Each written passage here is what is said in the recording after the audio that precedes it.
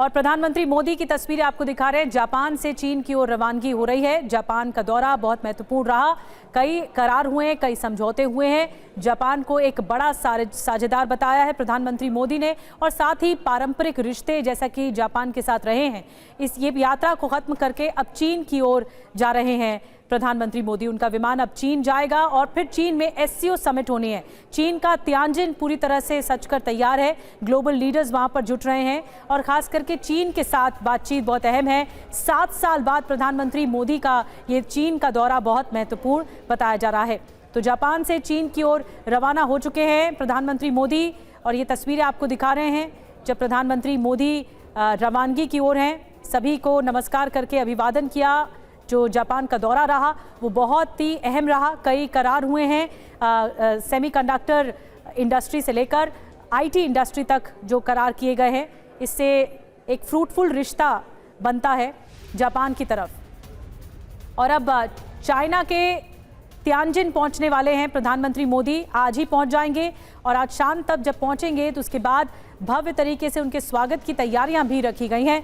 लेकिन SCO summit, Shanghai cooperation organisation, ये summit इसलिए भी बहुत महत्वपूर्ण है क्योंकि जिस तरह से अमेरिका की तरफ से ये टैरिफ छेड़ा गया है, टैरिफ लगाया गया है अलग अलग देशों पर, ऐसे में एक रणनीति तैयार की जा सकती है, एक मैसेजिंग हो सकती है अमेरिका की ओर, जो कि भारत, रशिया और चीन की तरफ से ये जो ट्रायंगल बन रहा है इसकी तरफ से तय हो सकती है।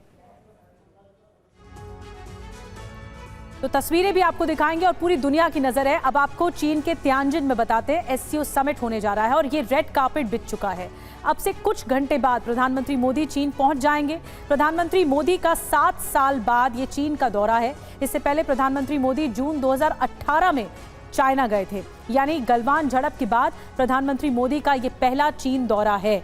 अब ऐसी उम्मीद है कि प्रधानमंत्री के इस दौरे से जहां जिनपिंग के साथ पुतिन भी मौजूद होंगे, वर्ल्ड ऑर्डर बदलने की शुरुआत एक तरह से इसे कहा जा सकता है। ऐसे में दुनिया की नजर चीन पर टिकी है कि चाइना क्या करता है। तीनों महाशक्तियों के एक साथ आने से ट्रंप के साथ नेटो देशों में भी बेचैनी जरूर होगी। जाहिर है अगले 2 दिन में एससीओ के मंच पर नए गठजोड़ बनने वाले हैं। दुनिया सबसे बड़ा जो पावर शो है वो चाइना में देख पाएगी। और टीवी9 की टीम भी तियानजिन पहुंच चुकी है, चाइना पहुंच चुकी है। वहां से हर अपडेट सबसे पहले आप टीवी9 भारतवर्ष पर देख पाएंगे। और चीन में शी जिनपिंग का रेड कार्पेट बिछ गया है। जिनपिंग की अगुवाई में ट्रंप के खिलाफ शक्ति प्रदर्शन होने जा रहा है। पहले एससीओ समिट और फिर चीन का विक्ट्री डे परेड। इन 2 आयोजनों के जरिए चीन ट्रंप के टैरिफ को खुली चुनौती देने जा रहा है। एससीओ समिट में प्रधानमंत्री नरेंद्र मोदी, चीन के राष्ट्रपति शी जिनपिंग और रूस के राष्ट्रपति व्लादिमीर पुतिन एक मंच पर एक साथ होंगे। सवाल यही है कि ये अमेरिका के लिए क्या संदेश होगा। ट्रंप के खिलाफ सबसे बड़ा पावर शो होने जा रहा है। इस पावर शो का आयोजन शी जिनपिंग चीन में कर रहे हैं। इस शो में जिनपिंग के अलावा रूस के राष्ट्रपति व्लादिमीर पुतिन, भारत के प्रधानमंत्री नरेंद्र मोदी और उत्तर कोरिया के शासक किम जोंग उन शामिल होने जा रहे हैं। यही वजह है कि जिनपिंग के इस पावर शो को अमेरिका के खिलाफ शक्ति प्रदर्शन माना जा रहा है।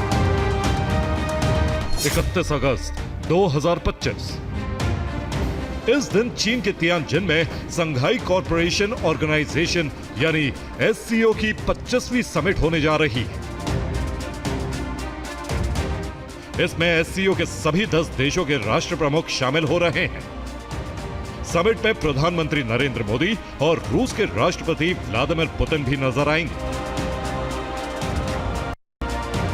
यह समिट 1 सितंबर तक चलेगी, यानी 2 दिनों तक एससीओ शक्ति प्रदर्शन करेगा।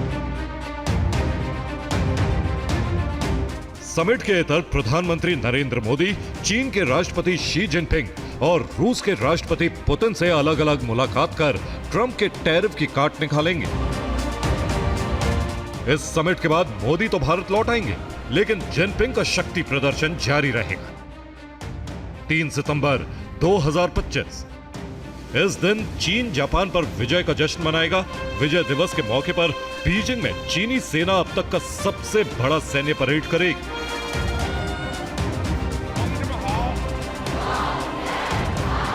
इस परेड में पुतिन, किम जोंग, ईरान के राष्ट्रपति मसूद पेजेशकियान के अलावा 26 देशों के राष्ट्र प्रमुख शामिल होंगे। पहले एससीओ समिट और फिर विक्ट्री परेड के जरिए जिनपिंग, पुतिन और किम ट्रंप को साफ संदेश देना चाहते हैं कि वो ट्रंप के टैरिफ से डरेंगे नहीं, बल्कि पूरी मजबूती के साथ इससे लड़ेंगे। Bureau report, TV9 Bharatvarsh. और अब आपको कुछ और तस्वीरें हम दिखाने जा रहे हैं और ये प्रधानमंत्री मोदी के चीन दौरे की तस्वीरें हैं। देखिए कब प्रधानमंत्री मोदी चीन गए, ये सब आपके सामने है। मई 2015 में प्रधानमंत्री बीजिंग की यात्रा पर थे, ये उस दौरान की तस्वीर। सितंबर 2016 की तस्वीर, सितंबर 2017 की तस्वीर जब शियामेन में थे। वुहान भी गए हैं अप्रैल 2018 और फिर जून 2018 में भी किंगदाओ गए थे। 2018 के बाद अब जाकर प्रधानमंत्री मोदी चीन जा रहे हैं, तो इसीलिए ये उम्मीदें और ज्यादा प्रबल हो जाती हैं। मनीष झा हमें तियानजिन से ज्वाइन कर रहे हैं, चाइना से ज्वाइन कर रहे हैं, सीधे रुक करेंगे। TV9 भारतवर्ष की बड़ी टीम पहुंच चुकी है वहां पर। मनीष, इस वक्त क्या हलचल है, कितने बजे बताया जा रहा है प्रधानमंत्री का विमान पहुंच जाएगा तियानजिन? बिल्कुल निधि, देखिए सबसे बड़ी बात यह है कि TV9 की टीम इस वक्त एससीओ का जहां पर सम्मेलन होना था वहां से अब प्रधानमंत्री नरेंद्र मोदी जिस होटल में ठहरेंगे वहां पर अब हम जा रहे हैं। प्रधानमंत्री जापान से चीन के लिए रवाना हो चुके हैं और कुछ घंटे के बाद वो यहाँ तियानजिन पहुँचेंगे और फिर यहाँ पर भारतीय समुदाय के लोगों से मुलाकात करेंगे। आज का कार्यक्रम ये है। कल चीन के राष्ट्रपति से भी उनकी बातचीत होगी और फिर एससीओ का जो सम्मेलन शुरू होगा तो उसमें भाग लेंगे। अहम बात यह है कि देखिए कैसा इतिहास किस तरह से बदल गया है कि अभी हम लोग बात कर रहे थे कि जापान और चीन के रिश्ते को लेकर उस वक्त चीन का साथ भारत ने दिया था और आज जापान हमारा मुख्य सहयोगी है। चीन जिस विक्ट्री डे को मना रहा है, जिस जापान पर विजय की बात कहें या फिर जापान से जो बच गया था, वो इसलिए क्योंकि उस वक्त के भारतीय सैनिकों ने अपनी शहादतें दी थी। ब्रिटिश भारत में हजारों सैनिकों ने जान कुर्बान की थी और उसके बाद जाके आज ये चीन जो आप देख रहे हैं, ये चीन बच पाया था, वरना शायद चीन जापान का उपनिवेश होता अगर भारतीयों ने उस वक्त बलिदान नहीं दिया होता, शहादतें नहीं दी होती।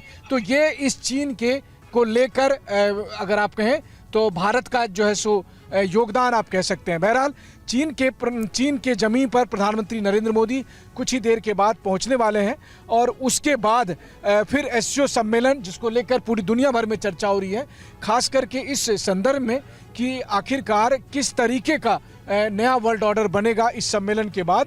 निश्चित तौर पर ऐसे में सबकी नज़रें प्रधानमंत्री मोदी के उपस्थिति को लेकर होगी, लेकिन हाँ इसमें कोई दो राय नहीं कि एससीओ और बाकी जो दुनिया है उसके बीच में अगर कोई ब्रिज है तो वो भारत है।